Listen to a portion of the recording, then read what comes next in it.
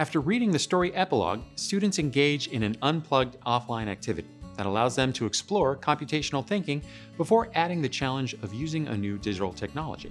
During the unplugged activity, students are introduced to key computer science concepts, such as algorithms. They also engage in computational thinking practices, such as decomposing problems and debugging without actually using a computer. Decomposing is the breaking down of a problem, and debugging is the fixing of errors in a solution. Pause to reflect on the following question. How might an unplugged activity enhance computational thinking and problem solving? Removing the digital aspect and focusing solely on skills such as decomposing the problem, creating an algorithm, and debugging errors reduces students' cognitive load.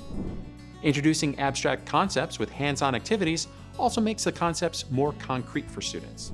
This scaffolded approach ensures students will be ready to apply these skills when they start using digital tools.